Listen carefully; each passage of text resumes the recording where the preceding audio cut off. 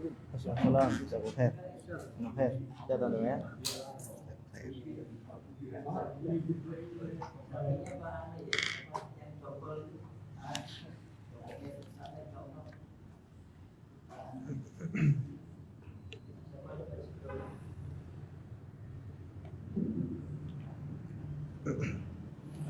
Bismillahirrahmanirrahim. Assalamualaikum warahmatullahi wabarakatuh.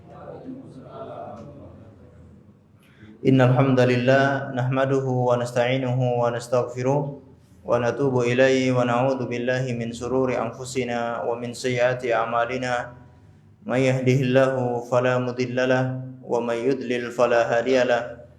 Wa asyhadu an la ilaha illallah wahdahu la syarikalah wa asyhadu anna Muhammadan abduhu wa rasuluh salawatu rabbihi wa salamuhu alaihi wa ala alihi wa sahbihi wa man tabi'ahum bi ihsanin ila yaumil qiyamah.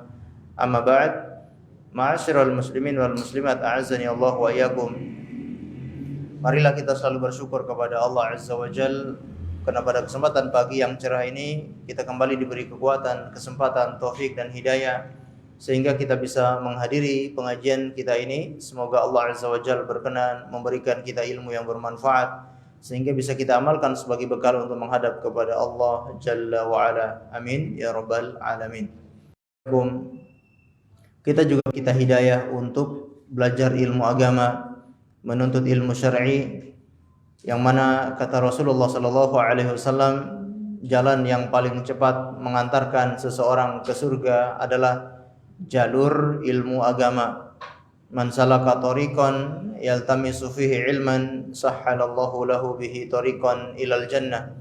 Barang siapa yang menempuh suatu jalan untuk menuntut ilmu agama, maka Allah akan mudahkan baginya jalan menuju surga.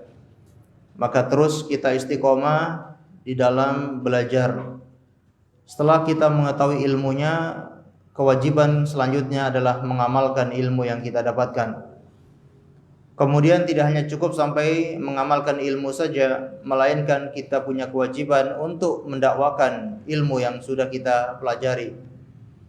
Karena dakwah ini adalah kewajiban setiap muslim.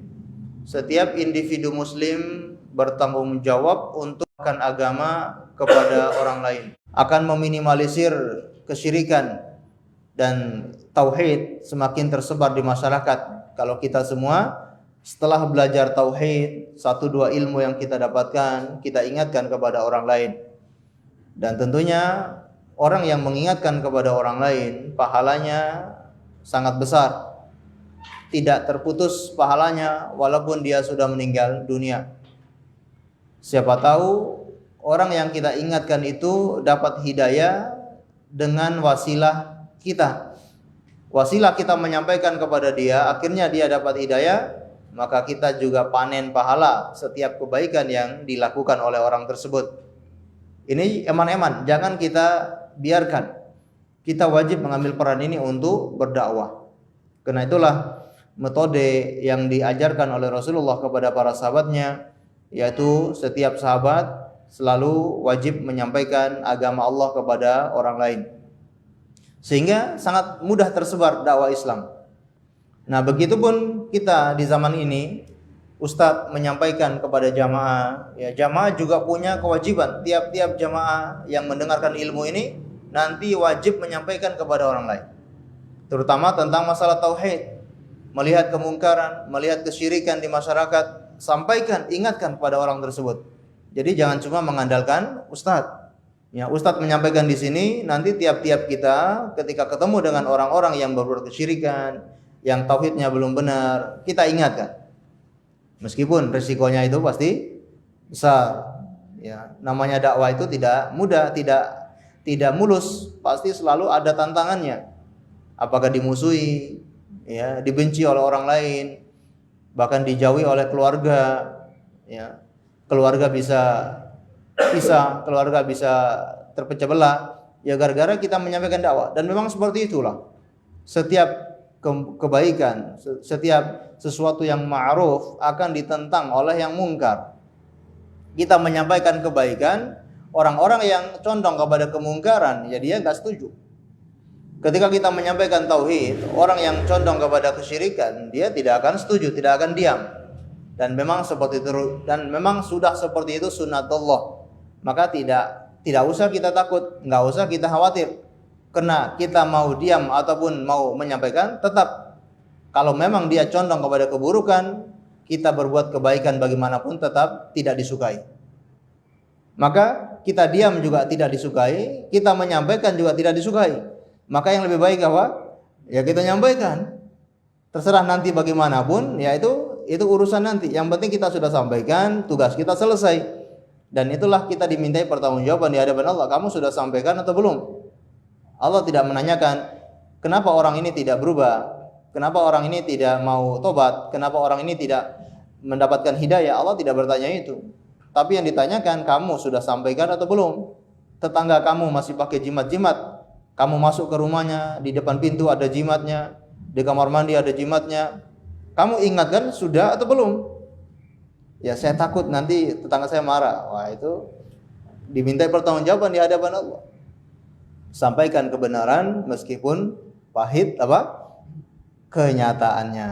Namun tetap menggunakan metode-metode yang baik, tutur kata yang lemah lembut, ya tidak sampai menyakitkan orang. Gara-gara orang itu tidak mau menerima gara-gara cara kita yang keliru.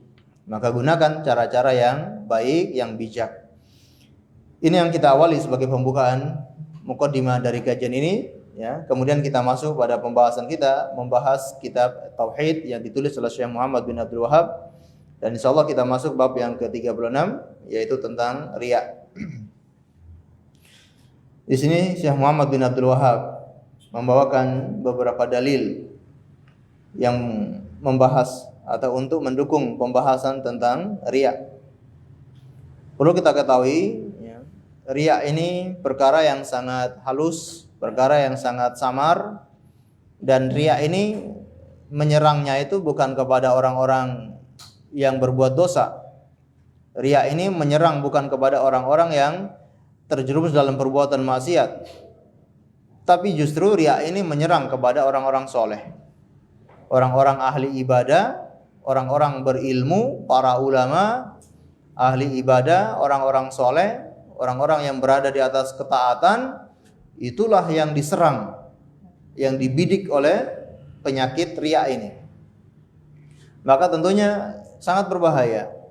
Dan saking samarnya ini, nanti akan kita jelaskan beberapa dalil yang menjelaskan lebih ditakuti oleh Rasulullah SAW daripada fitnah Dajjal. Karena sangat samar, ya, halus.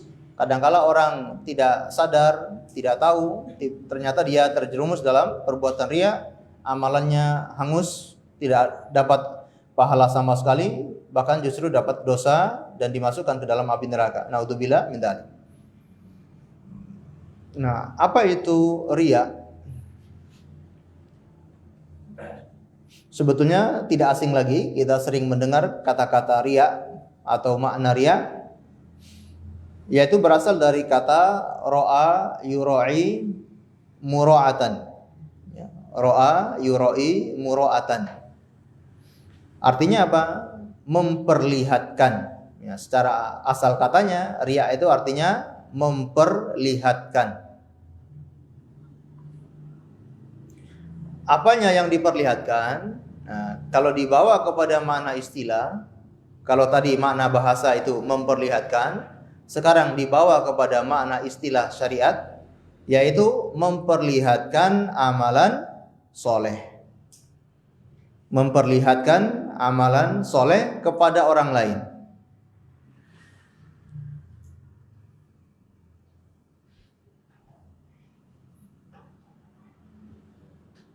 Nah ini belum selesai, masih koma ya. Memperlihatkan amal soleh kepada orang lain agar diakui atau dipuji. Nah ini. Memperlihatkan amal soleh kepada orang lain agar diakui atau dipuji. Dengan kata lain, dia mendapatkan kenikmatan dengan pujian tersebut, atau dia mendapatkan kenikmatan ketika amalannya diketahui.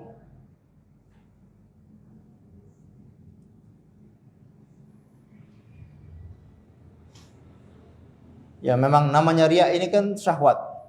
Jadi bisa memuaskan, ya memuaskan hati. Kata Syekhul Islam Ibnu Taimiyah rahimahullahu taala, ya mendefinisikan riya itu, kata beliau, yaitu syahwatul khafi. Syahwat yang terselubung, syahwat yang tersembunyi. Berarti riya itu syahwat, sesuatu yang memuaskan, sesuatu yang membuat orang itu merasakan nikmat. Walaupun ini bisa jadi cuma hayalan. Ya, cuma hayalan ya. Dia merasa dia dilihat, dia merasa dia dipuji, padahal kenyataannya tidak. Cuma dia membangun di dalam hayalannya, atau dia, bahasa anak sekarang itu apa? Dia halu kalau dia itu sedang dilihat, sedang dipuji, padahal mungkin kenyataannya tidak seperti itu. Kenyataannya bisa jadi dia dipuji atau tidak bisa dipuji, tapi dia sudah membangun hayalannya dia itu dipuji atau dia dilihat, sehingga dia menikmati dengan hayalan seperti itu. Jadi ini syahwat, ya. Dan poin berikutnya, apa hukumnya riya ini? Tentu hukumnya adalah dosa besar. Hukum riya ini dosa besar.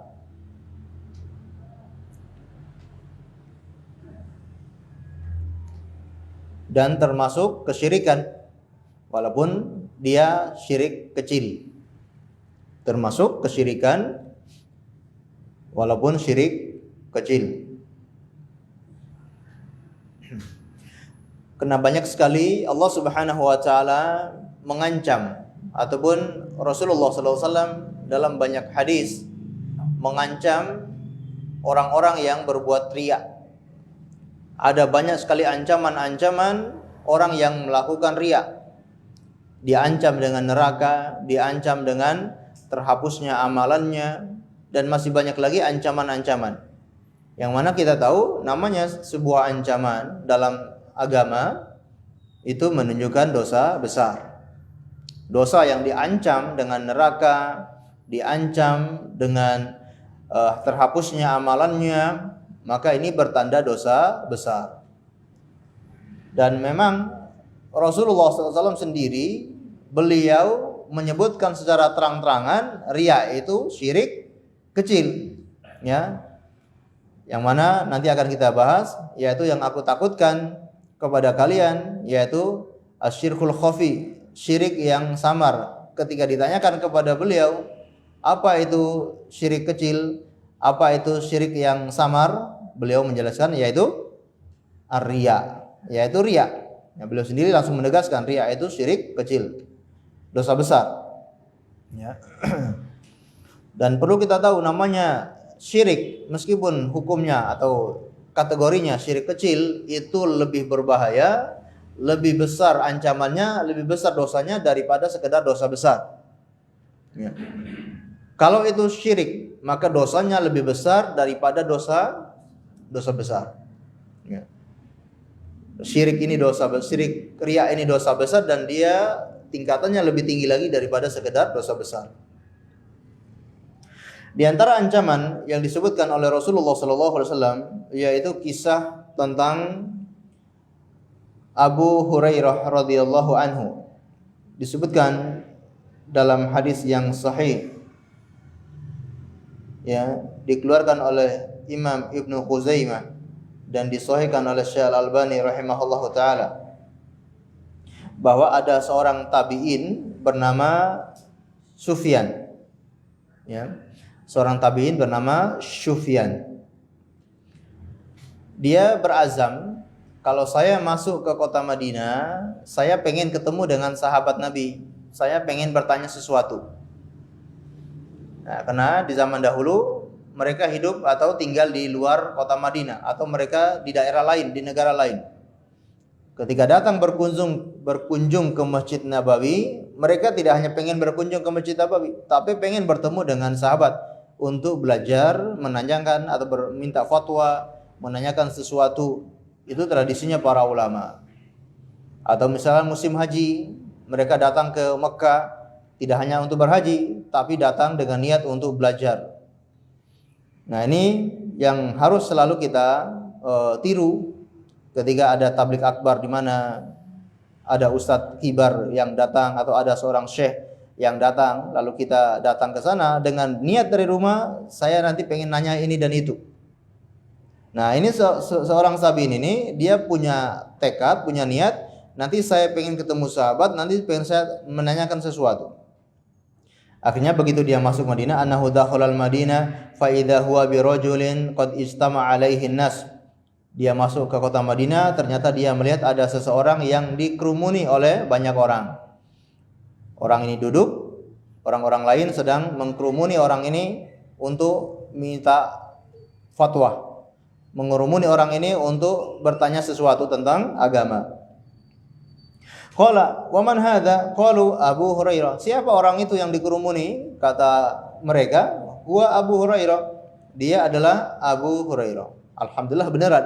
Niat saya ketemu sahabat, ternyata sekarang ada sahabat di sini. Saya ingin bertanya. Fadanutu minhu hatta qa'adtu baina yadayhi. Maka aku pun mendekat kepada Abu Hurairah dan aku sudah berada di hadapannya. Wa huwa yuhaddisun nas, dan dia sedang memberikan tausiah kepada manusia, menyampaikan hadis, memberikan hadis, menyebarkan hadis, ya. Falamma sakata wa khalla qultu. Ketika sudah selesai dia memberi tausiah, ketika tidak ada yang bertanya, maka aku pun mulai bertanya. Anashhaduka bihaqqin wa haqqin lamma hadatsani haditsan sami'tahu min Rasulillah sallallahu alaihi wasallam. Aqul tahu wa alam tahu. Aku bertanya, ya, apakah engkau bersaksi dengan benar bahwa engkau akan menyampaikan ilmu, menyampaikan hadis yang engkau dengarkan dari Rasulullah SAW? Maka artinya orang ini minta kamu wajib mengajarkan kepada saya sebuah hadis yang kamu dengar dari Rasulullah. Faqala Abu Hurairah af'al. Tenang, saya akan lakukan. Saya akan ajarkan kamu ilmu yang aku dapatkan dari Rasulullah. La uhadditsannaka haditsan haddatsani Rasulullah sallallahu alaihi wasallam wa 'allamtuhu thumma, ya. Aku akan mengajarimu sebuah hadis yang aku dengar dari Rasulullah sallallahu alaihi wasallam dan aku mengetahuinya. Ya, bahkan dalam beberapa riwayat, ya, yang mana aku cuma berdua dengan Rasulullah. Ketika aku mendengar hadis ini tidak ada orang lain, cuma aku sama Rasulullah saja. Ya, ini tentu hadis yang spesial, ya. Tidak banyak orang yang tahu. Ya, ini cuma kami berdua. Kemudian kata Abu Hurairah, "Tsumma nasyaqa." Kemudian kata perawi ini, "Tsumma nasyaqa Abu Hurairah nasqatan, famakatha qalilan, tsumma afaqa. Faqala la uhadditsanna haditsan haddatsani Rasulullah sallallahu alaihi wasallam fi hadzal bait wa ma mana'ana ahadun ghairi wa ghairuhu." Maka tiba-tiba Abu Hurairah gemetar lalu pingsan. Gemetar sampai tidak menyadarkan diri. Selang beberapa lama beliau sadar. Ketika beliau sadar, beliau bangkit lalu mengatakan, "Aku akan mengajarkan kamu hadis yang aku dengar dari Rasulullah sallallahu alaihi wasallam. Di dalam rumah ini tidak ada seorang pun antara saya dan beliau." Ya. Baik. Kemudian tiba-tiba beliau pun gemetar. Gemetar yang kedua kalinya, lalu beliau pingsan. Pingsan, kemudian ketika beliau sadar, beliau juga mengatakan yang sama, "Akan aku ajarkan kalian hadis yang aku dengar dari Rasulullah SAW." Sebanyak 3 kali beliau gemetar, beliau pingsan, dan beliau sadar. Berarti ini hadis yang tidak main-main. Abu Hurairah ketika ingin menyampaikan hadis ini, beliau 3 kali pingsan, gemetaran, karena isinya sangat menakutkan. Taib. Kata Rasulullah sallallahu alaihi wasallam, begitu beliau sudah kuat, mampu berbicara, kata Abu Hurairah, sesungguhnya Rasulullah sallallahu alaihi wasallam bersabda, "Innallaha tabaraka wa ta'ala idza kana yaumal qiyamah nazala 'ilal 'ibad liyaqdi bainahum wa kullu ummatin jathiyatun fa awwalu man yad'u bihi rajulun jama'al Qur'an Sesungguhnya Allah Subhanahu wa taala ketika pada hari kiamat nanti akan turun kemudian mengadili manusia. Maka pertama kali orang yang dipanggil oleh Allah Subhanahu wa taala adalah seseorang yang mengumpulkan Al-Qur'an alias para penghafal Al-Qur'an. Pertama kali yang dipanggil para penghafal Al-Qur'an, orang-orang yang punya ilmu tentang Al-Qur'an alias para ulama. Al-Qur'an, dia orang ahli Al-Qur'an termasuk ahli agama, para ulama, para ustadz. Ini yang pertama kali dipanggil oleh Allah Subhanahu wa taala. Kemudian kata Rasulullah sallallahu alaihi wasallam, ya, wa rajulun yuqtalu fi sabilillah, kemudian orang yang terbunuh di jalan Allah, wa rajulun katsirul mal, dan orang yang punya banyak harta. Baik, kemudian ditanyakan kepada orang yang membaca Al-Qur'an, yang punya hafalan banyak, ya. Untuk apa kamu menghafal Al-Qur'an? Untuk apa kamu mempelajari ilmu agama sehingga kamu menjadi seorang ustadz, kamu menjadi seorang qari, menjadi seorang ahli Al-Qur'an? Maka orang ini mengatakan, aku melakukan itu semua untukmu ya Rabb. Maka kata Allah Subhanahu wa taala, kadzabta, engkau telah berdusta. Engkau melakukan itu agar dipuji oleh orang lain, atau engkau melakukan itu agar dibilang kamu itu orang yang terkenal, kamu itu orang yang pandai, kamu orang yang bagus bacaan Al-Qur'annya, dan itu sudah kamu dapatkan di dunia. Di dunia kamu tenar, di dunia kamu terkenal, di dunia kamu dipuji-puji sama orang, punya banyak pengikut. Ya. Namun niat kamu itu tidak ikhlas kepada Allah, kamu lakukan itu dengan riya, pengen dipuji, pengen mendapatkan sanjungan dari manusia. Itu sudah kamu dapatkan di dunia. Maka apa yang terjadi? Langsung dilemparkan ke dalam api neraka. Orang yang kedua juga sama. Kenapa kamu berperang di jalan Allah? Kata orang ini, saya berperang untuk meninggikan kalimatmu, untuk menegakkan agamamu ya Allah. Kata Allah, kadzabta, kamu berdusta. Kamu berperang supaya dibilang pemberani. Kamu berperang agar kamu dibilang pahlawan, supaya kamu meninggal kuburanmu di kuburan makam pahlawan. Ini contoh saja ya. Supaya kamu meninggal, kamu termasuk deretan nama-nama dari para pahlawan. Dan itu kamu dapatkan sudah. Kamu sudah dapatkan itu di dunia. Kamu sudah dipanggil sebagai pahlawan, kamu dipanggil sebagai orang yang pemberani, lalu dilemparkan ke dalam api neraka. Orang yang ketiga juga sama. Kenapa kamu rajin bersedekah? Ada sumbangan sini, selalu nyumbang. Ada bantuan di sini, selalu membantu. Selalu bersedekah, selalu berinfak, karena banyak hartanya. Dikatakan kepadanya, untuk apa kamu lakukan ini? Kata orang ini, saya lakukan itu untukmu ya Allah, untuk mengharapkan pahala di sisimu. Kata Allah, kadzabta, engkau orang yang berdusta. Kamu lakukan itu agar dibilang orang yang dermawan, agar kamu dipuji sama orang, agar kamu itu dikenal kalau orang yang suka memberi, suka membantu, orang yang ringan tangan. Itu kamu dapatkan di dunia, lalu dilemparkan ke dalam api neraka. Di akhir hadis ini kata Rasulullah sallallahu alaihi wasallam, "Tsumma daraba Rasulullah sallam alaihi ala raqabatai faqala."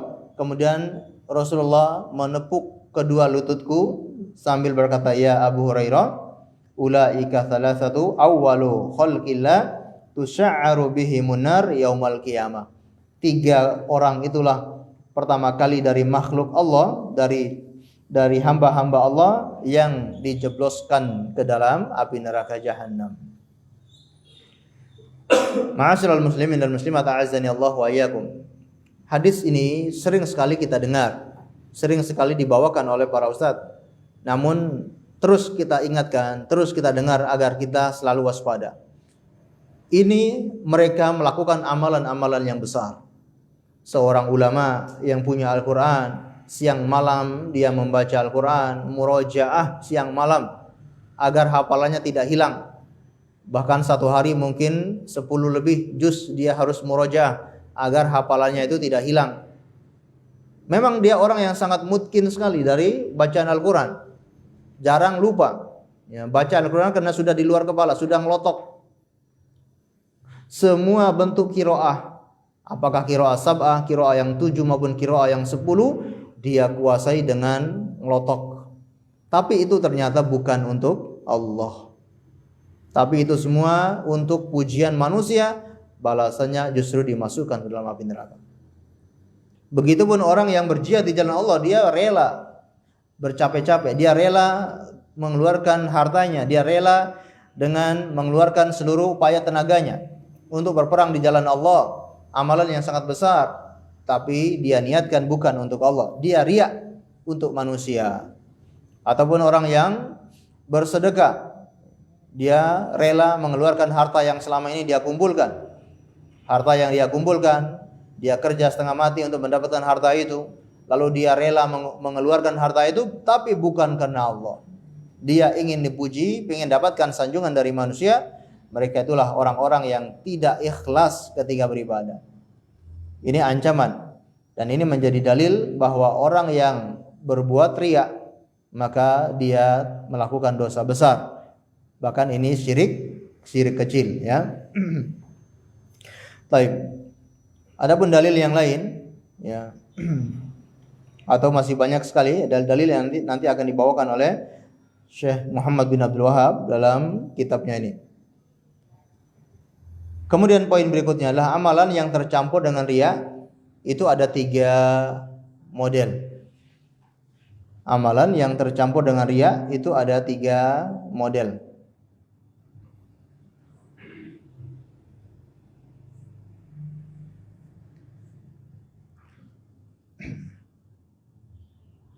Yang pertama, riya sebelum beramal.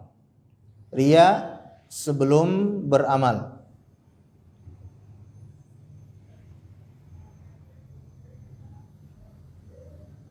Yang kedua, riya di tengah beramal.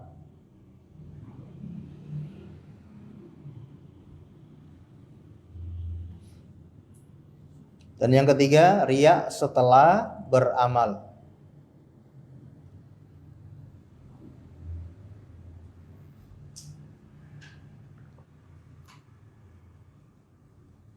Baik, kalau ada orang dari awal niatnya itu sudah riya, dia pengen berhaji, dari awal memang sudah riya, pengen pencitraan, berangkat haji pengen dipuji, dari awal berangkat sudah niatnya itu, maka amalannya tidak dianggap sama sekali, amalannya tidak sah, tidak dapat pahala sama sekali. Atau orang yang sholat dari awal memang niatnya untuk riya, atau orang yang baca Quran dari awal memang riya, atau ada orang yang berjihad di jalan Allah dari awal berangkat memang niatnya pengen dipuji, atau ada orang yang bersedekah, berinfak dari awal memang niatnya untuk dipuji, pengen dapat pujian manusia, maka tidak dianggap amalan itu, amalannya tidak sah, tidak dapat pahala, sekaligus dia dapat dosa. Jadi orang yang melakukan seperti itu, riya di amalan seperti itu, dia otomatis langsung dapat dosa. Jadi masalah riya itu bukan hanya tidak dapat pahala. Mungkin orang menganggap saya riya nggak apa-apa, ya nggak dapat pahala nggak apa-apa. Tapi bukan cuma sampai di situ. Orang yang riya itu bukan hanya nggak dapat pahala, tapi sekaligus disiksa, sekaligus dapat dosa. Nah ini dosanya yang tadi kita jelaskan itu dosa besar, yaitu dosa besar. Yang itu syirik kecil. Baik. Amalan yang kedua, bentuk yang kedua atau model yang kedua yaitu riya di tengah amalan. Baik. Riya di tengah amalan ini ada 2 kemungkinan. Berarti dia awalnya itu niatnya memang untuk Allah. Awal niat ibadahnya untuk Allah. Berangkat haji awal niatnya untuk Allah. Ingin bersedekah niat awalnya untuk Allah Subhanahu wa taala. Salat awalnya niatnya untuk Allah Subhanahu wa taala. Namun di tengah-tengah melakukan ibadah itu tiba-tiba niatnya berubah. Nah, ini ada 2 kemungkinan. Kemungkinan yang pertama, dia menghalau atau dia menghalangi, dia menahan keinginan itu, dia menahan riya tersebut, atau dia berusaha menghilangkan riya tersebut. Kalau dia berusaha menghilangkan riya tersebut, Walaupun jatuh bangun ya berusaha hilangkan, alhamdulillah 1 menit hilang. Setelah itu datang lagi, usaha lagi 1 menit hilang, usaha lagi sampai selesai seperti itu. Tetap orang seperti ini dianggap amalannya sah dan dia mendapatkan pahala. Karena dia sudah berusaha untuk melawan, berusaha untuk menghalangi perasaan pengen dipuji tersebut. Ya, walaupun ya, jatuh bangun tadi kita sebutkan. Nah, orang seperti ini amalannya sah dan mendapatkan pahala. Apalagi kalau dia melawan dan benar-benar hilang. Ini alhamdulillah. Dia lawan dan sampai selesai ibadah benar-benar perasaan itu hilang. Ini alhamdulillah. Kemungkinan yang kedua, dia tidak melawan. Ya, dia biarkan, dia nikmati perasaan riya tersebut sampai akhir ibadah. Baik.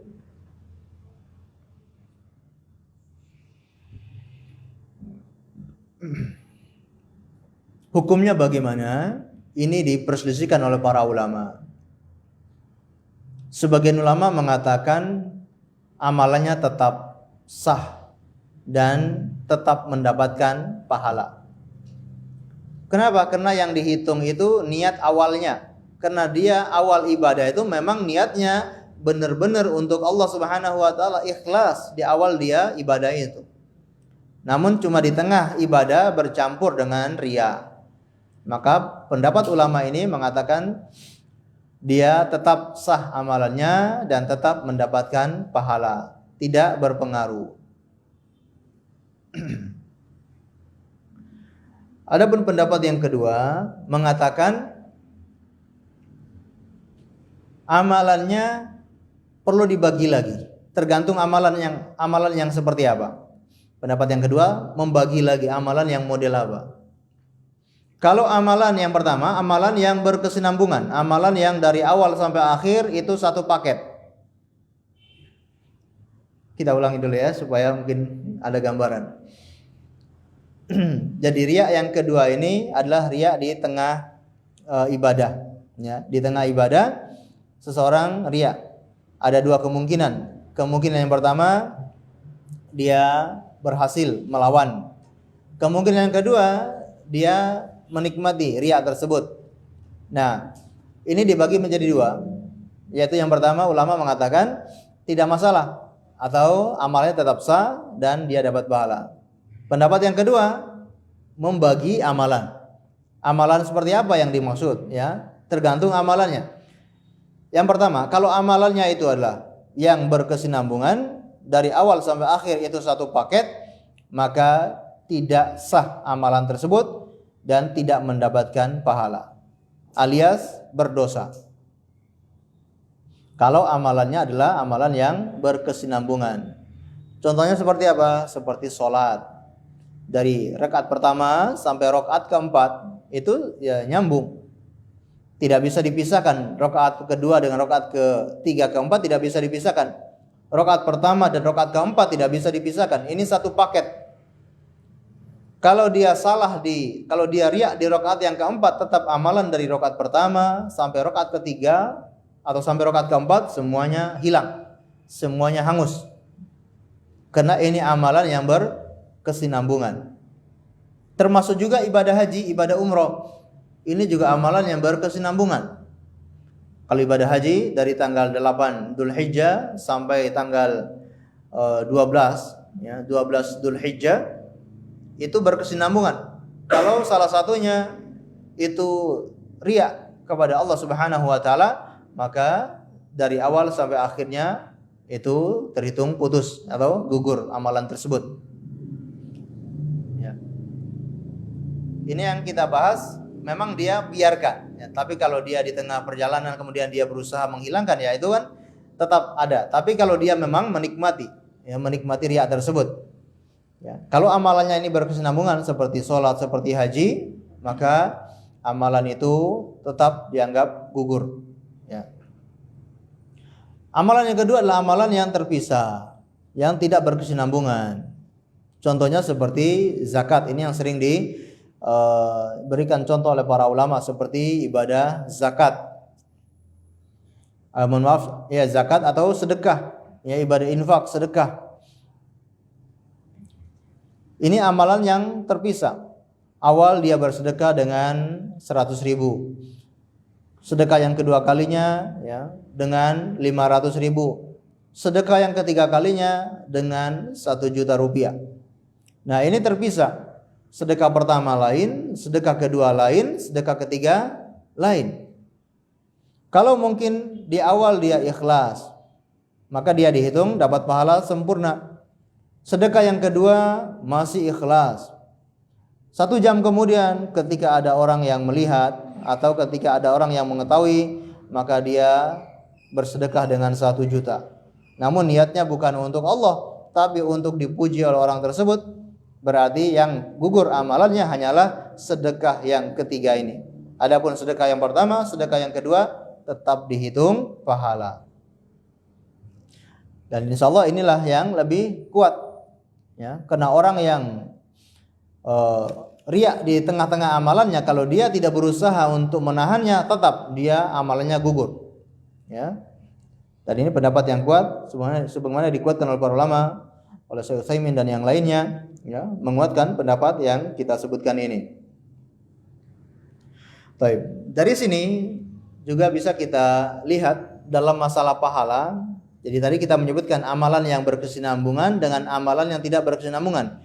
Ini juga mempengaruhi sebuah pahala. Kita ulangi. Amalan yang berkesinambungan dengan amalan yang tidak berkesinambungan ini juga mempengaruhi sebuah pahala. Maksudnya bagaimana? Orang yang melakukan ibadah yang secara berkesinambungan, ketika ada tambahan, maka pahalanya tetap dihitung satu kesatuan. Wabil misal taqtadi al-masal. Dengan contoh bisa lebih memperjelas lagi. Contohnya seperti orang melakukan sholat dengan tumaknina. Orang sholat dengan tumaknina. Tumaknina dalam sholat hukumnya apa? Wajib dan termasuk rukun. Ya, tumaknina itu wajib. Kalau seseorang melakukan tumaknina mendapatkan pahala wajib. Nah, ada orang yang tumakninanya itu terlalu lama. Tumaknina itu kan yang penting namanya tumaknina ya, menahan sebentar. Contoh ketika ruku maupun sujud, dia ruku dengan tumaknina, dia tahan sejenak, ya, tenang. Nah, ini sudah dianggap dia sudah tumaknina. Berbeda dengan orang yang buru-buru. Nah, ini tidak tumaknina. Tapi kalau orang itu tenang, ya, selesai membaca doa-doa ruku, lalu dia bangkit dari ruku, sudah dianggap tumaknina. Tapi ada orang yang tumakninanya 1 jam. Tumaknina 1 menit itu sudah dianggap tumaknina. Tapi ini ada orang yang tumakninanya 1 jam. Rukunya 1 jam, sujudnya 1 jam. Maka lamanya ruku, lamanya sujud tetap dihitung pahala wajib. Dia dapatkan pahala ruku semuanya, dapat pahala tumaknina semuanya. Ya. Tidak terpisah sama sekali. Dia dapat pahala full. Berbeda dengan orang yang bayar zakat. Zakat ini amalannya tidak berkesinambungan. Ada orang bayar zakat, wajibnya zakat fitrah yang dia keluarkan adalah contoh 2,7 kilo. 2,7 kilo itu sudah menggugurkan kewajiban zakat fitrah. Ada orang yang bayar zakat fitrah 1 karung, 50 kilo. Apakah dia dapat pahala wajib semuanya? Tidak. Yang dihitung dapat pahala wajib cuma 2,7 kilo. Selebihnya itu pahala sunnah. Karena amalannya terpisah, amalannya tidak berkesinambungan.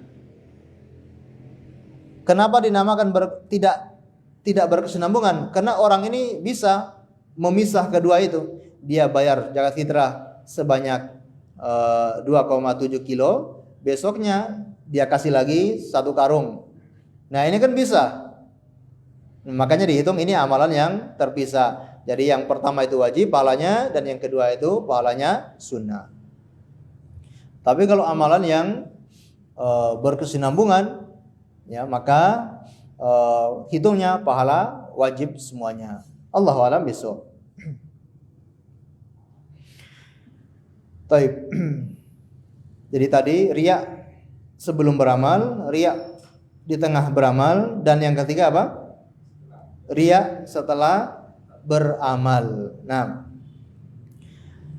setelah beramal, awalnya dia beramal dengan ikhlas. Sampai amalan itu selesai, semuanya ikhlas karena Allah Subhanahu wa taala. Tiba-tiba selesai beramal, amalnya itu diketahui oleh orang lain, didengar oleh orang lain. Bahkan orang lain mulai memuji-muji dia telah melakukan amalan itu.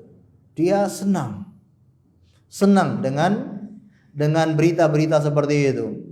Nah, ini apakah termasuk riya atau tidak? Ya. Ini pun diperselisihkan oleh para ulama. Baik.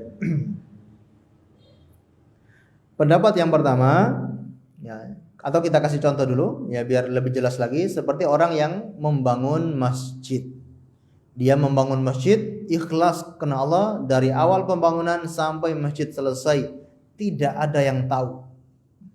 Mungkin dia bangun masjid itu di tempat lain, ya, atau dia bisik ke panitia, saya punya dana sekian, ini semua bangunkan masjid dan tidak boleh ada dana lain. Ini dana murni dari saya, semuanya masjid ini saya yang bangun. Jangan kasih tahu siapa-siapa. Masya Allah, luar biasa, ya. Tapi setelah itu amalannya diketahui oleh orang lain, ya, entah kenapa diketahui oleh orang lain. Baik. Ini bentuk yang pertama. Bentuk yang kedua, ya, setelah beramal selesai, dia tiba-tiba kasih tahu ke orang lain.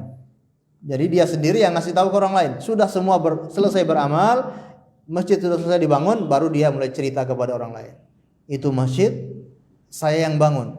Sebenarnya saya nggak mau cerita, saya takut riya.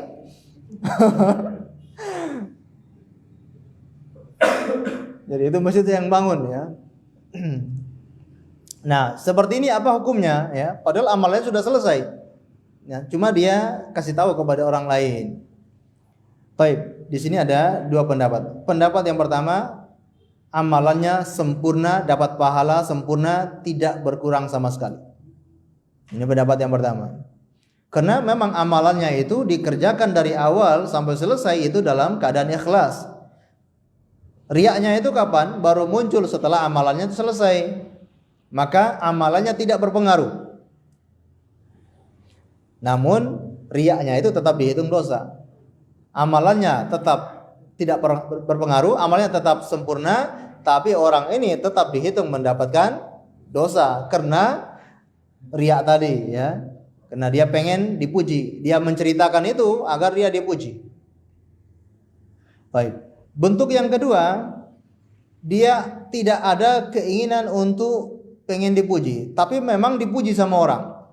Ya, dia habis bangun masjid, ya, dan mungkin dia ceritakan itu memang tidak ada niatan untuk pengen dipuji. Akhirnya orang-orang tahu dan banyak yang memuji dia. Dan ketika mendengar pujian-pujian orang itu, dia senang. Kalau seperti ini tidak berdosa dan tidak dihitung riya. Kenapa? Karena itu termasuk kabar gembira yang disegerakan oleh Allah kepadanya. Ya. Meskipun dia senang ketika dia dipuji. Ya, karena manusiawi orang itu senang kalau dia dipuji. Tapi memang niatnya memang bukan mencari pujian. Makanya kata Rasulullah sallallahu alaihi wasallam, ya, orang yang seperti itu yaitu tilka ajiratun busyra al-mu'min. Itu adalah kabar gembira yang disegerakan oleh Allah kepada seorang mukmin. Baik. Ini yang difatwakan oleh Syekh Utsaimin rahimahullah dalam majmu' fatwanya yang menjelaskan bahwa setelah beramal namun muncul riya itu tidak mempengaruhi amalannya sama sekali. Namun kalau memang dia tujuannya menyampaikan itu untuk dipuji, maka tetap mendapatkan dosa, tapi dosanya tidak menghapus amalannya. Ya. Tapi kalau tidak ada keinginan untuk dipuji, dia tidak mendapatkan dosa, melainkan itu adalah kabar gembira yang disegerakan oleh Allah kepada seorang mukmin tersebut. Adapun pendapat yang kedua, yaitu amalannya berpengaruh, alias amalannya berkurang. Bahkan bisa hangus, bisa gugur amalannya gara-gara dia riya setelah beramal. Dan Imam Ibnul Qayyim Al-Jauziyah, beliau lebih condong pada pendapat ini. Ada orang yang setelah beramal, kemudian dia riya, maka amalannya semua yang tadi hangus, gugur. Di antara dalil-dalil yang beliau bawakan seperti tentang sedekah. Kata Allah Subhanahu wa taala, "Wala tubtilu shadaqatikum bil manni wal adza." Jangan kalian batalkan pahala sedekah kalian dengan mengungkit-ungkit pemberian atau menyakiti orang yang menerima sedekah itu. Jadi pahala yang sudah dikerjakan bisa saja gugur gara-gara adanya kemungkaran yang dilakukan setelahnya. Ataupun ya masih banyak dalil-dalil seperti kata Rasulullah SAW, "Man taraka salatal asri faqad habita amaluhu." Barang siapa yang meninggalkan salat asar, maka terhapus seluruh amalannya. Salat subuhnya hapus, salat duhurnya terhapus, ya. Bahkan amalan pada hari itu semuanya hapus. Salat maghribnya terhapus, salat isyanya terhapus gara-gara meninggalkan salat asar. Jadi berpengaruh, ya.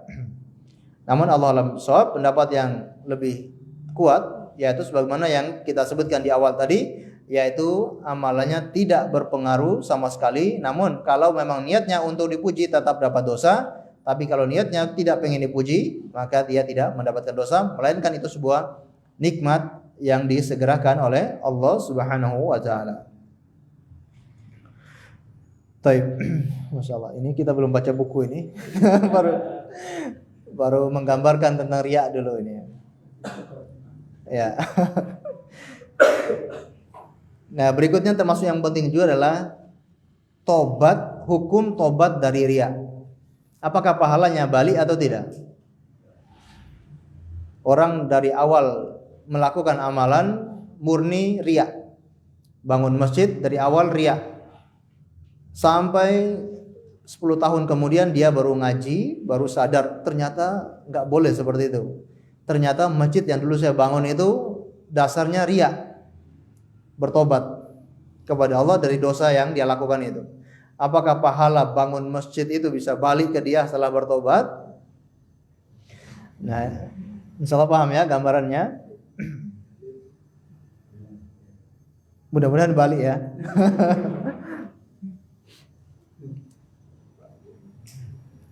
Baik. Ada dua pendapat. Pendapat yang pertama, pahalanya tidak kembali. Alasannya apa? Karena amalan yang dibangun dengan riya sama sekali tidak dianggap tidak sah. Maka tidak dapat pahala sama sekali amalan yang didasari dengan riya. Jadi kalau dia bertobat, dosanya selesai, dosanya hilang, amalannya tidak balik. Ya. Adapun pendapat yang kedua, pahalanya bisa kembali. Yang dulu memang awalnya untuk riya, tapi gara-gara dia bertobat kepada Allah, amalannya, pahalanya dia dapatkan. Mereka membawakan dalil sebagaimana kisah Hakim bin Hizam. Ketika dia masih musyrik, ya, dia banyak melakukan amalan soleh, amalan kebaikan kepada orang lain.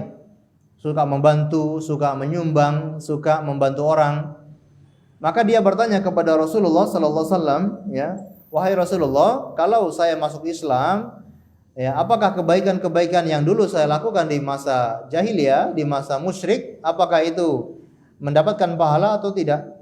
Kata Rasulullah sallallahu alaihi wasallam, aslamta ala ma salafa min khair. Engkau masuk Islam, kamu akan membawa semua kebaikan yang kamu lakukan dahulu. Kalau kamu masuk Islam, kebaikan-kebaikanmu yang dulu itu akan kamu bawa semuanya. Ataupun kisah tentang Raja Heraklius.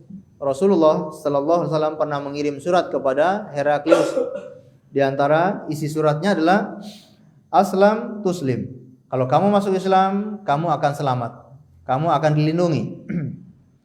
Wa yu'tikallahu ajraka marrataini, dan Allah akan memberi kamu pahala double, pahala 2 kali. Pahala karena kamu masuk Islam dan pahala sebelum kamu masuk Islam. Sebelum kamu masuk Islam, kamu banyak melakukan kebaikan. Kamu berbuat adil, kamu berbuat baik, memakmurkan rakyat kamu. Nah, semua kebaikan kamu sebelum Islam itu juga kamu dapatkan pahalanya.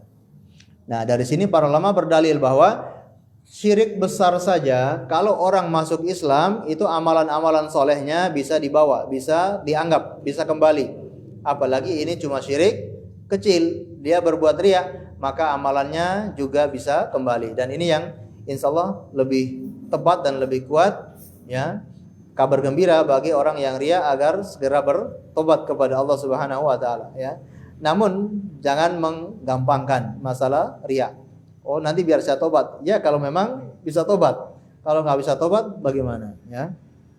Walaupun ini pahalanya bisa kembali, namun kita ketika beramal tetap berusaha ikhlas karena Allah Subhanahu wa taala. Baik, mungkin kita bacakan apa yang dibawakan oleh mu'alif dari dalil-dalil yang ada. Bisa minta tolong dibacakan? Qala al-mu'allif rahimahullahu ta'ala, firman Allah Subhanahu wa ta'ala, a'udzu billahi minasyaitonir rajim. Qul innama ana basyarum mithlukum yuha ilayya annama ilahukum ilahu wahid. Faman kana yarju liqa'a rabbih falya'mal 'amalan shalihan wa la yusyrik bi'ibadati rabbih ahada.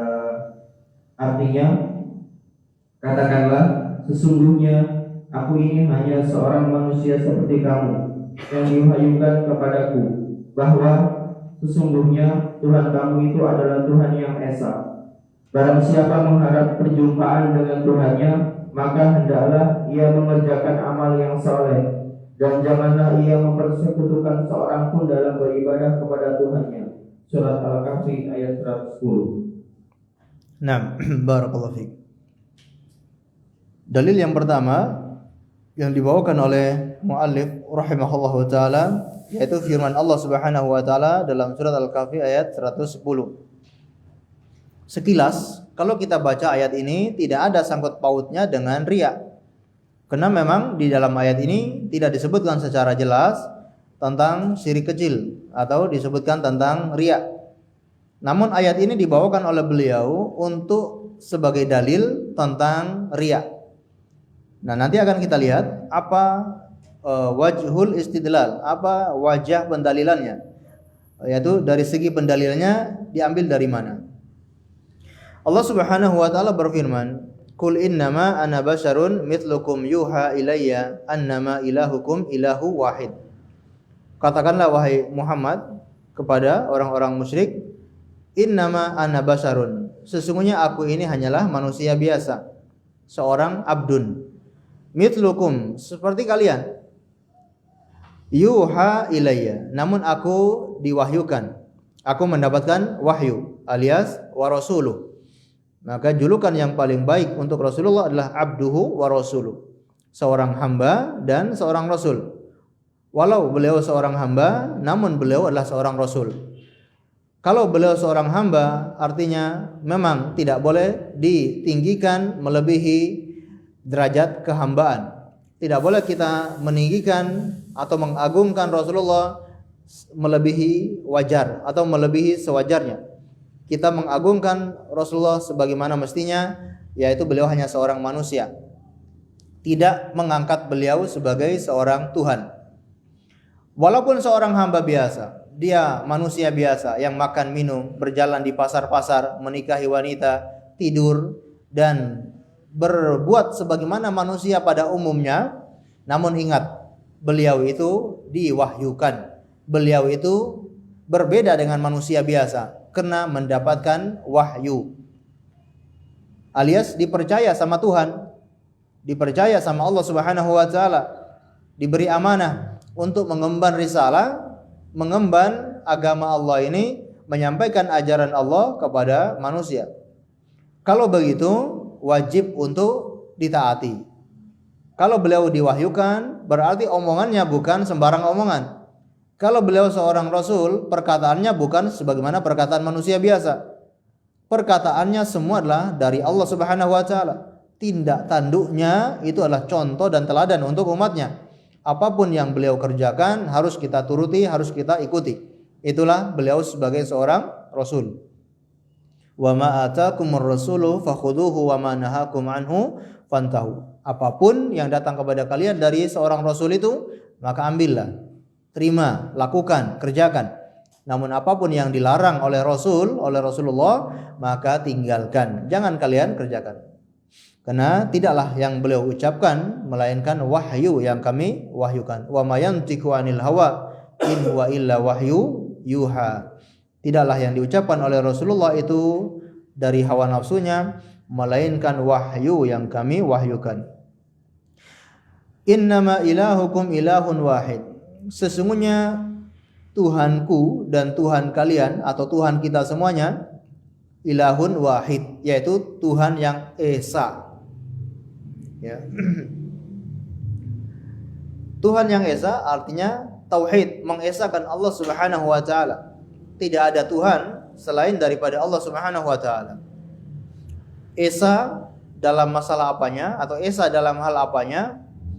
Yaitu dalam segala sesuatu. Dan ini yang mungkin Allah sebutkan secara khusus di dalam surat Al-Ikhlas. Qul huwallahu ahad. Katakanlah Allah itu esa. Apanya yang esa? Apanya yang esa? Ya, segala sesuatunya itu esa. Esa itu apa artinya? Tunggal, ya. Kalau makhluk itu rata-rata berpasang-pasangan, tapi kalau Rabbul Alamin itu tunggal, tidak berpasang-pasangan. Nah, kalau kita bisa ambil contoh esa dalam apanya, sekurang-kurangnya ada 4 contoh. Yang pertama, esa dalam zatnya.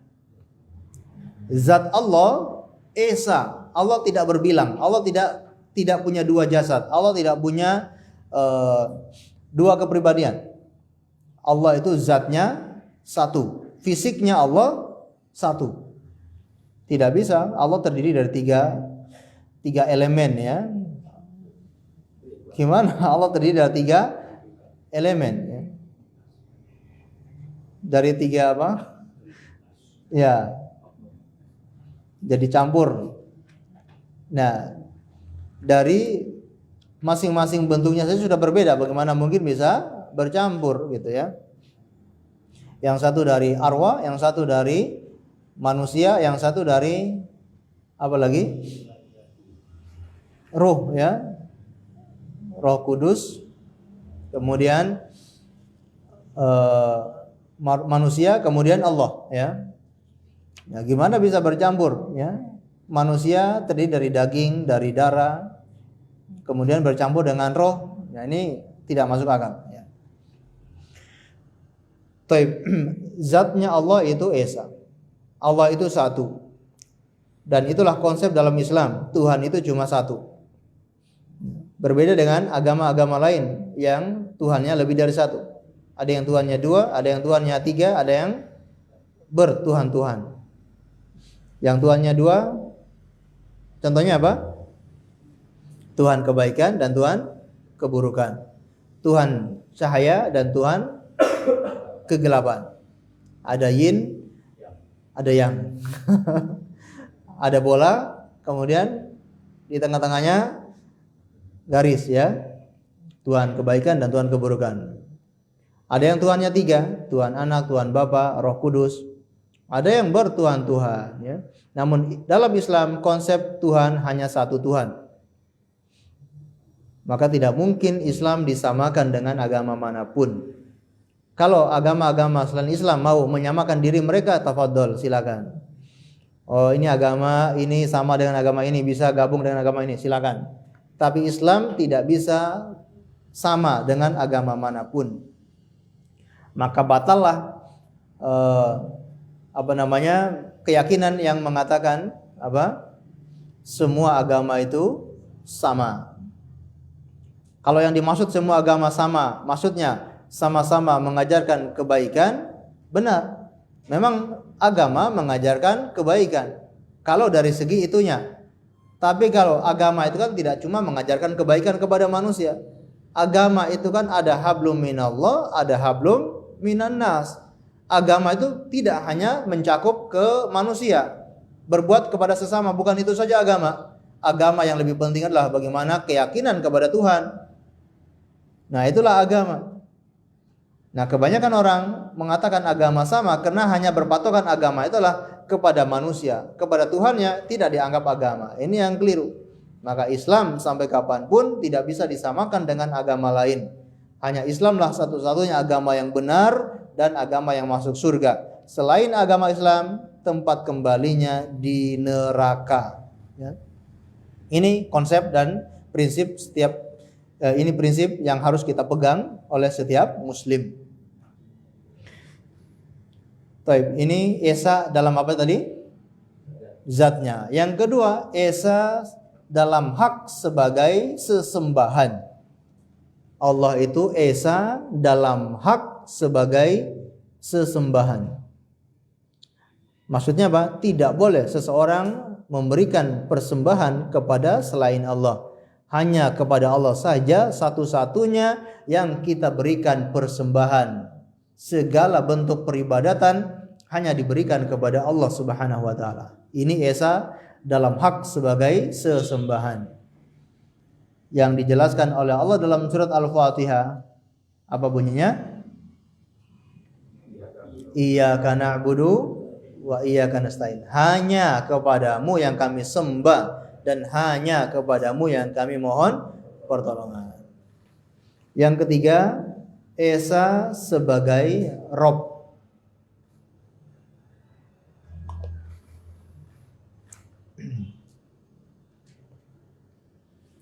Sering sekali kita membahas tentang makna Rob. Terdiri dari 4 makna ya. Mungkin masih ingat? Makna Rob: pencipta, pengatur, pemilik, dan penguasa ya. Pencipta, pemilik, penguasa, pengatur.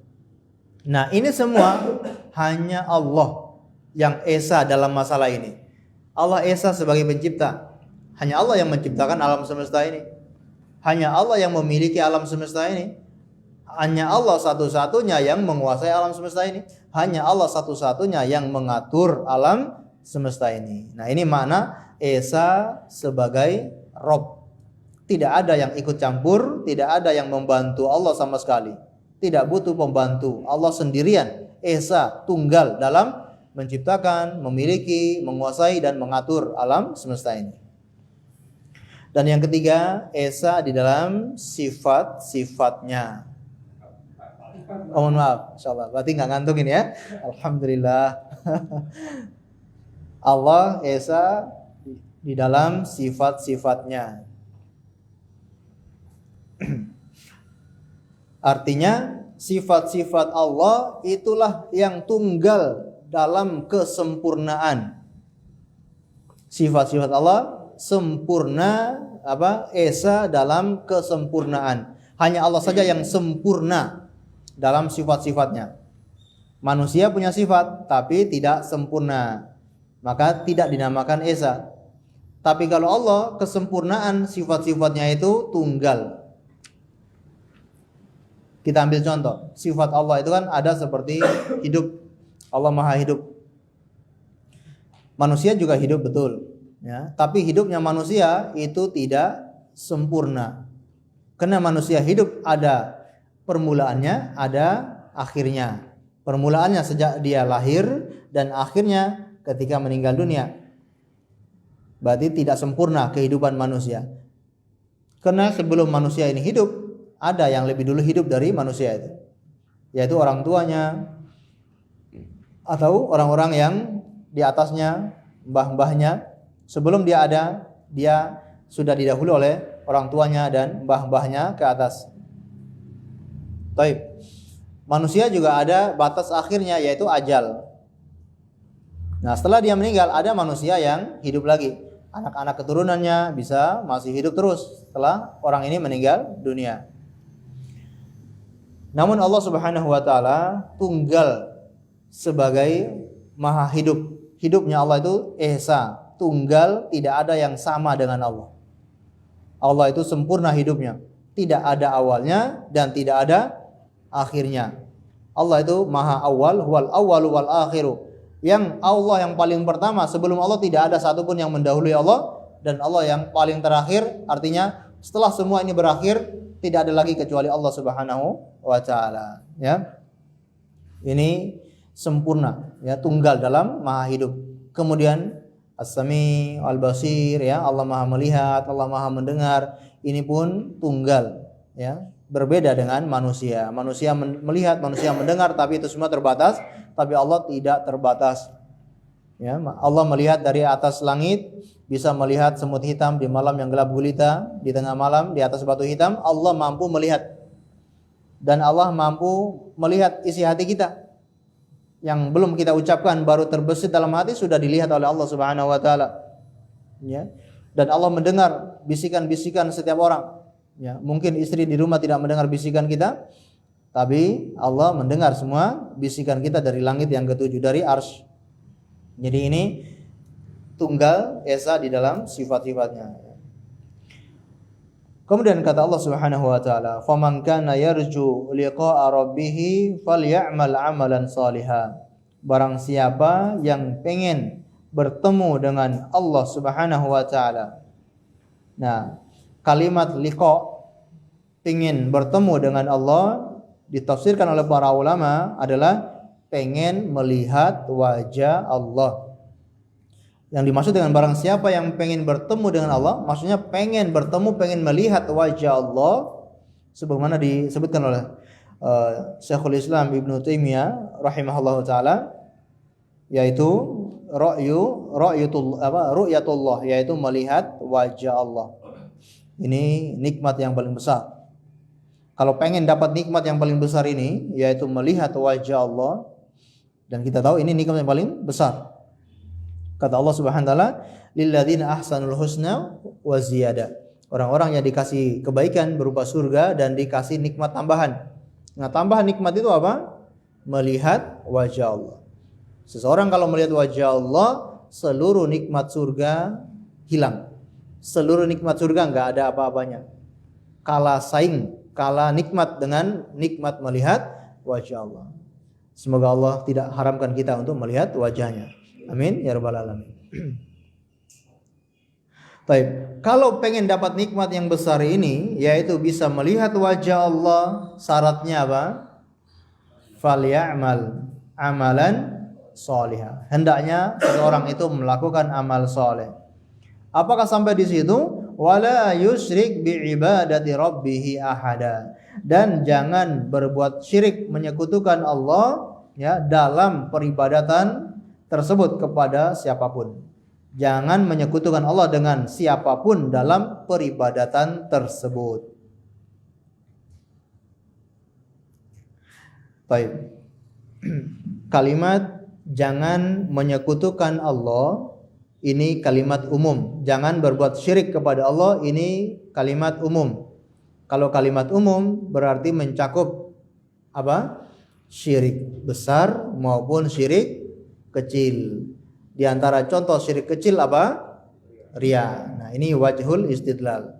Kenapa Syekh Muhammad bin Abdul Wahhab membawakan dalil ini? Karena kalimat wala yusyrik ini kalimat yang umum, tercakup di dalamnya syirik besar maupun syirik kecil. Kalau pengen bertemu dengan Allah, melihat wajah Allah, beramal soleh, dan jangan melakukan riya di dalam amalan soleh tersebut. Apakah syirik besar maupun syirik kecil. Jangan berbuat syirik kepada siapapun. Kalau konteksnya kita bawa kepada riya, jangan berbuat riya kepada siapapun. gitu ya. Apakah itu ustadz kamu, apakah itu ulama kamu, apakah itu siapapun orangnya, atasan kamu, jangan berbuat riya kepada siapapun. Ikhlas di dalam beramal soleh, baru akan mendapatkan balasan yang besar, yaitu melihat wajah Allah Subhanahu wa taala. Tapi Allah alam bisawab, kayaknya kita baru bisa membahas satu dalil ya. Mudah-mudahan bisa bermanfaat untuk kita semuanya.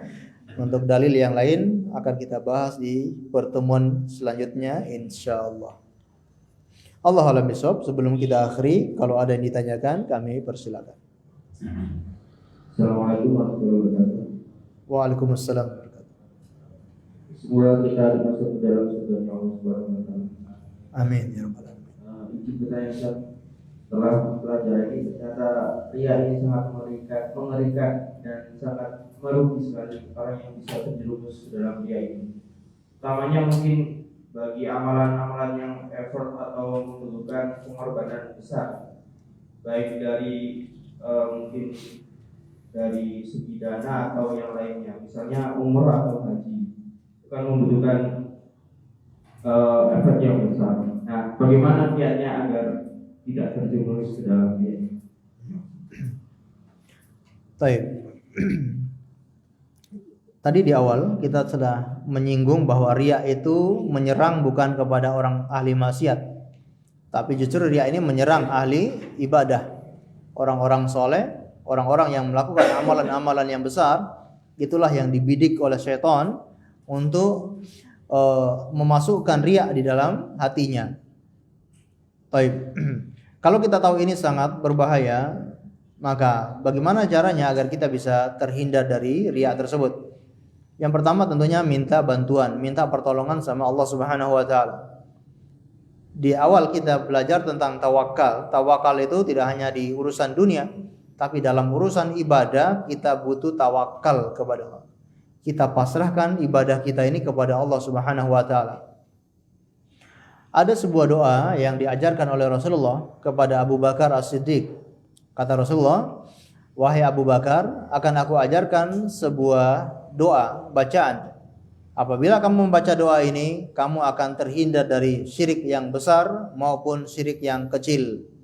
Apa doa itu? Allahumma inni a'udzubika an usyrika bika wa ana a'lam wa astaghfiruka ma la a'lam. Ini yang mungkin harus kita sering-sering membaca ya doa tersebut agar dijauhkan dari perbuatan riya. Kemudian ketika beramal, kita betul-betul sadar kalau kita nggak mungkin bisa beramal kecuali pertolongan dari Allah Subhanahu wa taala. Ini yang harus kita yakini dalam hati. Ya, kalau kita tidak ditolong sama Allah, kita nggak mungkin melakukan amalan ini. Dengan demikian kita melakukan amalan itu betul-betul murni untuk Allah Subhanahu wa taala. Kemudian yang ketiga, kita harus ketahui apa manfaatnya kita riya, apa keuntungan yang kita dapatkan kalau kita itu riya. Tidak dapat keuntungan sama sekali. Yang tadi kita bilang itu hanya halu, hanya hayalan. Dia pamer atau dia pengen dipuji, belum tentu dia dipuji sama orang tersebut. Terus ngapain? Terus dapat apa gitu? Enggak dapat pahala, malah dapat dosa. Padahal mungkin amalannya sudah butuh pengorbanan, pergi berhaji, pergi umroh yang butuh biaya besar, tapi itu cuma pengen dipuji. Mau dapat apa? Ya, ini yang harus kita bayangkan, harus kita pikirkan agar tidak riya. Kena percuma kita riya, tidak dapat apa-apa, tidak dapat manfaat apapun. Ya. Belum tentu orang itu mau puji sama kita. Kita berusaha untuk cari pujian orang, belum tentu orang mau memuji kita. Dan orang puji kita pun apa manfaatnya? Ya. Yaitu hanya syahwat tadi itu, memenuhi syahwat yang tersembunyi. Ya. Karena itu syahwat, mungkin orang merasa nikmat ketika mendapatkan pujian. Ya. Maka ini yang harus dipikirkan ya, sebelum kita menikmati riya yang ada dalam hati. Maka pikirkan ini tidak bermanfaat, ya, tidak ada gunanya riya itu. Maka ketika muncul perasaan itu segera diusir, segera dihilangkan. Ya tentunya mujahadah, butuh perjuangan ya untuk menghilangkan perasaan-perasaan semacam itu. Taib. Dan memang berusaha untuk rahasia ya. Jangan mudah-mudahan untuk memamerkan amalan. Kita beramal, usahakan sebisa mungkin disembunyikan. Kalau memang tidak ada maslahatnya untuk ditampakkan, ya jangan ditampakkan. Mendingan disembunyikan. Karena itu lebih aman, itu lebih terjaga, dan itu lebih ikhlas. Tapi kalau dilihat sama orang, dan itu kadangkala ketika dilihat sama orang, awalnya mungkin nggak ada perasaan riya, tapi amalan-amalan berikutnya bisa jadi motivasinya bukan untuk Allah, tapi untuk dipuji. Karena dia sudah menikmati tadi. Ketika dia beramal ikhlas dan dia dipuji dan dia senang dan dia pengen dilihat. Nah, ketika melakukan amalan yang kedua, ketiga sampai ke 10, mulai timbul perasaan pengen dipuji karena sudah keenakan, ya. Sudah keenakan dengan pujian-pujian semacam itu. Maka sebisa mungkin kita rahasiakan. Ketika berhaji, ketika umroh, ya gak usah terlalu di posting ya. Kalau mungkin travel mau posting ya nggak apa-apa, promosi kan gitu. Ya. Kalau ini Ustaz, tamu yang berhaji terus dia Open house. Ya. Taib. Nah ini tadi kita lupa ya. Ada amalan yang mirip-mirip dengan riya, tapi bukan riya. Contohnya seperti dia memamerkan amalan, tapi niatnya bukan untuk riya, untuk pengajaran. Dia ngeraskan bacaan Al-Qur'annya, pengen didengar agar orang lain mengambil ilmu cara baca Al-Qur'an yang benar. Atau dia sholat sesuai dengan sunnah Rasulullah di hadapan orang dan memang sengaja diperlihatkan. Tujuannya biar orang mengambil pelajaran cara sholat yang benar. Nah ini bukan riya. Meskipun itu seakan-akan dipamerkan, tapi bukan untuk riya. Karena kembali ke hati, niatnya untuk apa? Atau seseorang memperindah bacaan Al-Quran agar dinikmati oleh orang. Dia berusaha memperindah bacaannya agar dinikmati oleh orang lain. Menyenangkan orang lain itu pahala. Nah, bukan untuk menyenangkan dirinya, tapi menyenangkan orang lain. Nah, ini tidak termasuk riya. Nah tadi kalau orang termasuk ya orang yang tadi mungkin posting dia sedang umroh, posting dia sedang ibadah. Nah ini lihat niatnya apa? Ya. Nah kalau niatnya motivasi tidak masalah. Tapi itu yang kita ingatkan, hati-hati. Bisa jadi berawal dari motivasi. Ya. Tapi ujung-ujungnya minta simpati gitu ya. Nah itu awalnya mungkin motivasi. Maka tadi kita sarankan untuk selalu menjaga amalan, rahasiakan sebisa mungkin ya. Tadi open house ya. Niatnya untuk memotivasi orang ataupun agar diketahui oleh orang lain biar bisa hadir ya dan seterusnya. Ini tidak masalah. Asalkan kembali ke niatnya. Tetap secara hukum asal, amalan yang memang bukan diperintahkan untuk ditampakkan, secara hukum asal amal itu harus disembunyikan. Kecuali amalan yang memang diperintahkan untuk ditampakkan. Salat berjamaah di masjid itu ditampakkan. Ya, jangan enggak salat kena khawatir riya. Nah, ini keliru besar. Kenapa kamu enggak pernah ke masjid? Ya, saya takut riya ini. Wah, ini cuma alasan. Enggak benar karena salat berjamaah wajib ditampakkan. Nah, dan kadangkala Allah itu merahmati seseorang, mengampuni seseorang gara-gara punya amalan-amalan yang rahasia. Bisa jadi secara lahiriah kita lihat orang yang bobrok, orang yang jahat, orang yang mungkin sangat buruk, tapi dia sangat menjaga, punya amalan rahasia antara dirinya dengan Allah. Sehingga di akhir hayatnya meninggal dalam kondisi husnul khotimah. Sebaliknya mungkin ada orang yang lahiriahnya seakan-akan baik, tapi mungkin dia punya keburukan yang rahasia, sehingga di akhir hayatnya Allah meninggalkan dia dalam kondisi su'ul khotimah. Naudzubillah min dzalik. Maka kita perlu punya amalan yang rahasia. Siapapun tidak ada yang tahu kecuali diri kita dengan Allah Subhanahu wa taala. Sebagaimana kita selalu menyembunyikan maksiat, tidak pengen maksiat kita itu dilihat sama orang lain, Begitupun amalan soleh kita, usahakan jangan dilihat oleh orang lain. Ya. Termasuk orang yang akan dinaungi di hari kiamat, tasaddaqa bi yaminihi la ya'rifu shimalu. Orang yang sedekah dengan tangan kanannya, tangan kirinya itu tidak tahu. Ini ungkapan ya, perumpamaan. Dia sedekah diam-diam, orang nggak ada yang tahu. Kecuali tadi kalau ada maslahatnya untuk ditampakkan, tidak masalah, asalkan niatnya bukan untuk riya. Nah, Allah a'lam bishawab. Saya amal sedekah tadi. Kadang kan di suatu masjid diumumkan ini sedekah berapa juta gitu. Kan ada yang ditulis namanya juga, ada yang hamba Allah. Terus kadang disebutkan setelah itu hamba Allah itu saya.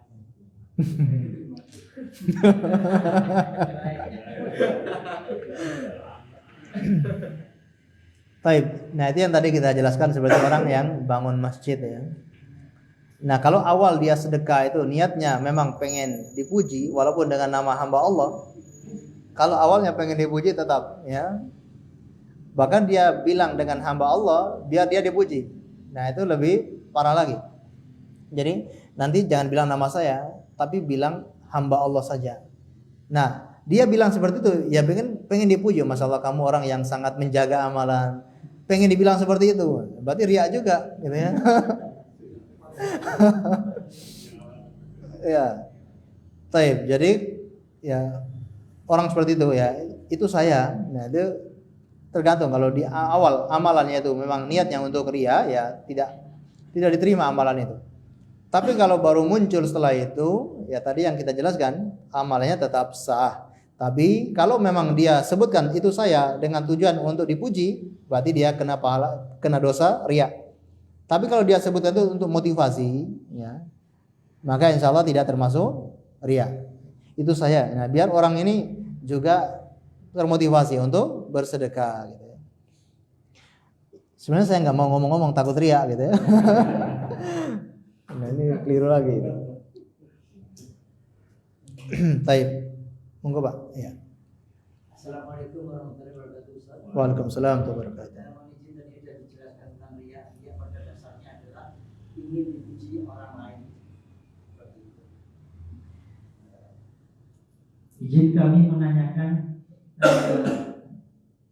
sifat yang dimiliki individu, misalnya membanggakan amalan. Kami pernah mendengar karena hal tersebut juga termasuk riya, apa benar? Karena ini kami pertanyakan karena di dalam kisah dalam Al-Quran kan ada 3 rajulun yang terperangkap dalam gua yang membanggakan amalannya kepada Allah, sehingga pintu masing-masing menyampaikan kepada Allah, satunya berbagi kepada orang tua dan sebagainya. Itu pintu duanya terbuka.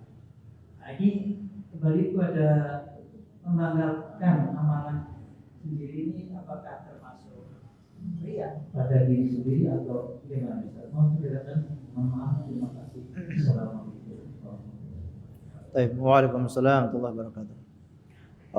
Mengenai 3 orang yang terjebak dalam gua itu di dalam hadis yang sahih ya. Dalam hadis yang sahih di zaman Bani Israel ada orang yang masuk dalam gua dan terjebak dalam gua. Nah ini lebih kepada bukan membanggakan amalan ya, tapi lebih kepada mereka tawasul. Tawasul yaitu dengan menyebut amalan mereka. Ya Allah, saya pernah berbuat seperti ini, dan kalau memang perbuatan saya ini betul-betul ikhlas kepadamu, maka dengan perantara amalan soleh saya ini berikan apa yang saya inginkan, atau keluarkan kami dari gua ini misalkan. Nah ini tidak masalah dan itu dibolehkan. Dan itu yang bagus. Tawasul yang dibolehkan adalah tawasul dengan amalan soleh kita. Nah, jadi masalahnya adalah kita nggak punya amal soleh. Kalau kita punya amalan soleh, silakan mau tawasul. Masalahnya amalan soleh kita itu dipikir-pikir apa ya? Punya atau enggak saya ini amalan soleh apa ya? Yang betul. Nah, kembali lagi. 3 orang ini rahasia. Amal itu mereka rahasiakan, tidak ada yang tahu sama sekali. Ya, mereka rahasiakan. Ini orang-orang yang ikhlas, wali-wali Allah yang berbakti kepada ibunya. Cuma dia yang tahu, dengan ibunya ya, dengan ya mungkin keluarganya yang tahu, dia orang lain gak ada yang tahu. Kemudian orang yang mau berzina tadi ya, tapi nggak jadi berzina, hanya dia sama wanita itu yang tahu. Amalan yang rahasia. Atau orang yang mempekerjakan seorang karyawan, tidak ada yang tahu. Cuma dia yang tahu sama Allah Subhanahu wa taala sama karyawan tersebut. Nah, ini akhirnya punya amalan yang besar itu digunakan untuk tawassul kepada Allah. Jadi Allah Subhanahu wa taala juga mengajarkan kita panggilan, seruan untuk beriman kepadamu. Sekarang kami sudah kami. Jadi dia bertawassul dengan iman kepada Rasul ya. Kami sudah mendengar seruan Rasul untuk beriman dan kami sudah beriman, maka dengan iman ini ya Allah, ampuni dosa-dosa kami. Ya Allah, saya sudah menjalankan perintah-perintah-Mu. Saya sudah percaya kepada Rasul-Mu, percaya kepada takdir-takdir-Mu, maka bebaskan saya dari masalah ini. Ya Allah, saya sudah setiap hari sholat untuk menghadap kepadamu, maka berikan saya jalan keluar dari masalah ini. Nah, ini tawassul ya dengan amalan soleh. Ada satu poin lagi tadi apa ya? Maksud kami juga selain itu tadi, kita membanggakan, misalnya sedekah. Kadang hati kita kan, kita sendiri kan bangga, saya orang sibuk mengucapkan terima kasih kepada saya. Oke, ya, nah, poin keduanya tadi itu. Nah, itu berbeda dengan ria. Ria didengar. Ini mirip-mirip. Tujuannya sama, mendapatkan kenikmatan. Yang satu pengen dilihat, yang satu pengen didengar. Nah, merasa bangga dengan amalan itu namanya ujub. Ya, orang yang ujub, dia tidak sebutkan kepada orang lain atau dia tidak perlihatkan kepada orang lain. Cuma di dalam isi hatinya dia beranggapan sayalah yang lebih utama dari orang-orang ini. Ketika masuk ke dalam masjid, contoh masuk sholat subuh, melihat kanan kiri, wah ini nggak seperti saya yang sholat malam. Ini orang-orang nggak seperti saya ini, hanya saya ini yang sholat malam dari tadi isya sampai subuh ini saya yang sholat malam. Nah, dia merasa dirinya lebih tinggi daripada orang-orang ini, orang-orang yang lain. Nah, itu namanya ujub, ya, merasa bangga. Namun bukan orang-orang ya, makhluk-makhluk nggak ada yang tahu isi hati iblis. Allah pengen tampakkan isi hati iblis dengan cara apa? Allah hadirkan makhluk baru, Nabi Adam alaihissalam. Lalu Allah perintahkan kepada malaikat sujud kepada Adam. Semuanya sujud benar. Yang nggak sujud cuma iblis. Karena dari awal sudah menyimpan perasaan ujub, saya ini lebih mulia, lebih tinggi, kok saya disuruh sujud, ya nggak mau saya. Nah, ini kan iblis. Kelihatan akhirnya, tampak semua keburukannya. Nah itu ya, ujub bisa menyebabkan orang terjerumus dalam sombong dan seterusnya. Allahu a'lam bishawab. Nah, ini harus kita waspada penyakit-penyakit seperti ini ya. Maka tidak layak kita ini ujub, karena kita ini bisa beramal itu ya karena pertolongan Allah. Apa yang perlu kita sombongkan, apa yang perlu kita ujubkan? Kita bisa sholat, bisa ngaji, bisa baca Quran, itu murni pertolongan Allah. Kalau tidak ditolong nggak mungkin kita bisa. Makanya kita diajari doa di pagi hari ya, untuk selalu bergantung sama Allah. Allahumma la takilni ila nafsi torfani ila nafsi torfatain. Nah. Apa? Allahumma ini as'aluka apa? Ya hayyu ya qayyum bi rahmatika astaghith. Aslih li sya'ni kulli wa la takilni ila nafsi torfatain. Nah. Silakan.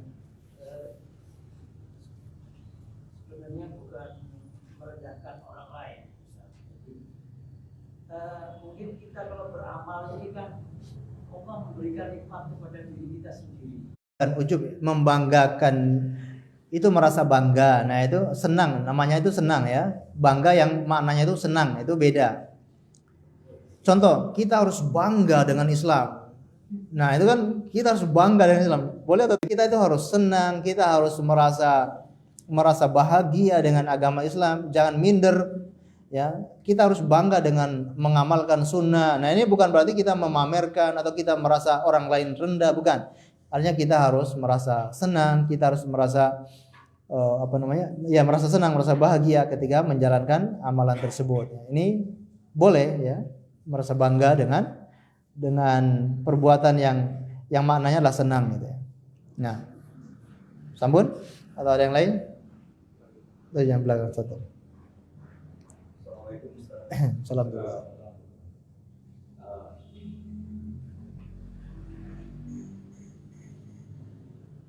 Assalamualaikum Ustaz. Waalaikumsalam. Allah memberkati Ustaz dan semua yang hadir. Amin. Yang saya tanyakan Ustaz, khususnya di amalan sholat, biasanya kan kita ada yang bilang itu kalau kita memperbaiki sholat itu umumnya maksudnya ke riya ya. Cuman ini yang saya tanyakan lebih ke arah seperti ini. Kalau sholat kita itu masih belum benar, sholat kita gerakannya masih belum sempurna.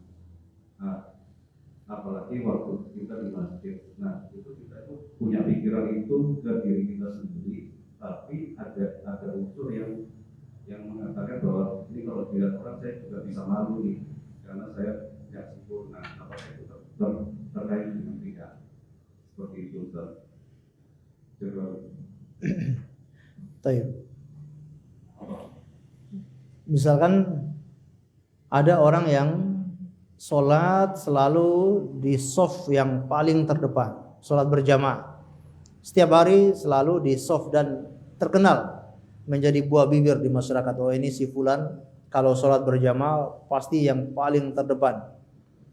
Suatu ketika ya, dia ketinggalan. Kena ada udzur yang syar'i, dia nggak bisa lebih dulu di shaf yang paling depan. Bahkan dia masbuk. Begitu masbuk, dia merasa malu yang luar biasa. Merasa malu yang luar biasa. Saya biasanya di depan, kok sekarang saya di belakang masbuk lagi. Dilihat sama orang-orang lagi. Ini yang biasanya di depan kok malah masbuk. Ini indikasi riya. Indikasi kalau selama ini shaf terdepan itu hanya untuk riya. Kalau sudah punya perasaan seperti itu, indikasi ini ada perasaan riya. Selama ini berarti dia ibadah pengen dilihat orang. Itulah kadang-kadang nggak sadar. Seakan-akan dia itu ibadah karena Allah, tapi nggak sadar ternyata ibadahnya itu untuk dilihat orang. Buktinya baru ketahuan ketika dia masbuk. Padahal kena ada udzur syar'i, namun ya seorang tokoh masyarakat, ya, dia kemana-mana selalu menjaga. Ya, pakaiannya selalu dijaga, terus ya cara makannya selalu dijaga, cara bicaranya juga selalu dijaga. Ya, itu bukan kena riya, tapi ketika bersama orang-orang selalu menjaga misalkan. Nah, ini bukan riya, tapi karena dia takut dicontoh gitu ya. Atau di hadapan murid-muridnya ya, dia melakukan yang terbaik. Ya, dia menghindari hal-hal yang tidak baik. Nah, ini bukan riya, tapi ini untuk takut jangan sampai dicontoh oleh murid-muridnya dan seterusnya. Allahu a'lam bishawab. Ya, maksudnya itu lebih ke arah ini, kita ngerasa masih belum sempurna gitu. Jadi kita nggak terbersih kepingin untuk kita. Cuman kita ngerasa kita masih belum sempurna. Nanti kalau lakukan ini seperti ini kelihatan sama orang benar nggak ya gitu loh, misalnya gitu. Jadi bukan karena kita ingin menunjukkan kualitasnya kita, kita cuma saat kita Minder ya? seperti ini, Bukan minder. Bukan minder, lebih ke arah khawatir kita masih kaitannya bukan kita ingin memperbagus sih maksudnya. Allah bishawab ya. Khawatir diomongin orang itu atau gimana? masih nggak sempurna, terus takut apa dilihat sama orang, dikomentari orang atau khawatirnya cara sujudnya nggak benar nih misalnya